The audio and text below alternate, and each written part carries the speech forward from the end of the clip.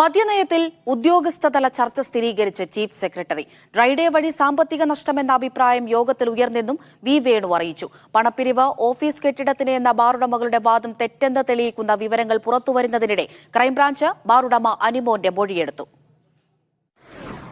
മദ്യനയവുമായി ബന്ധപ്പെട്ട് സർക്കാർ തലത്തിൽ ചർച്ച നടന്നിട്ടില്ലെന്ന് മന്ത്രിമാർ വിശദീകരിക്കുമ്പോഴാണ് അതങ്ങനെയല്ലെന്ന് സംസ്ഥാനത്തെ ചീഫ് സെക്രട്ടറിയുടെ വാർത്താക്കുറിപ്പിൽ നിന്ന് വ്യക്തമാകുന്നത്.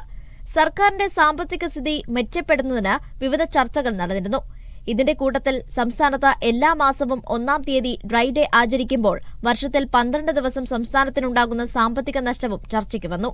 എല്ലാ ചർച്ചകളെയും കൂട്ടിച്ചേർത്ത് മദ്യനയത്തിൽ മാറ്റം വരുത്താൻ പോകുന്നുവെന്ന രീതിയിൽ പ്രചാരണം നടത്തുന്നുവെന്നാണ് ചീഫ് സെക്രട്ടറി വാർത്താക്കുറിപ്പിൽ പറയുന്നത്. അതിനിടെ തിരുവനന്തപുരത്ത് സംഘടനയ്ക്ക് ഓഫീസ് കെട്ടിടം വാങ്ങാനാണ് 2.5 ലക്ഷം രൂപ പിരിക്കാൻ നിർദ്ദേശിച്ചത് എന്ന ബാറുടമകളുടെ വാദം തെറ്റാണെന്ന് തെളിയിക്കുന്ന വിവരങ്ങളും പുറത്തുവന്നു. കെട്ടിടം വാങ്ങാൻ മാസങ്ങൾക്ക് മുമ്പ് നേതൃത്വം പണം ആവശ്യപ്പെടുകയും 1 ലക്ഷം രൂപ വീതം പിരിച്ചെടുക്കുകയും ചെയ്തു. വിഷയത്തെ കത്തിച്ചു നിർത്താനാണ് പ്രതിപക്ഷ തീരുമാനം. ടൂറിസം മന്ത്രി മുഹമ്മദ് റിയാസിനെതിരെ പ്രതിപക്ഷ നേതാവ് ഇന്നും രംഗത്ത് വന്നു. മന്ത്രിയുടെ ഓഫീസിൽ നിന്നാണ് ടൂറിസം ഡയറക്ടറുടെ സ്റ്റേറ്റ്മെന്റ് ഇറങ്ങുന്നത്. അപ്പോൾ ടൂറിസം ഡിപ്പാർട്ട്മെന്റ് അമിതമായി ഇക്കാര്യത്തിൽ ഇടപെടൽ നടത്തി തന്നെ വിവാദത്തിലേക്ക് വലിച്ചിഴക്കുന്നതിന് പിന്നിൽ പ്രത്യേക ലക്ഷ്യമുണ്ടെന്ന് മന്ത്രി മുഹമ്മദ് റിയാസ്. എന്തുകൊണ്ട് എന്നെ വലിച്ചിഴക്കുന്നു എന്നുള്ളത് കൃത്യമായ ഒരു അജണ്ട ഉണ്ടെന്നുള്ളത് മനസ്സിലാക്കുന്നു.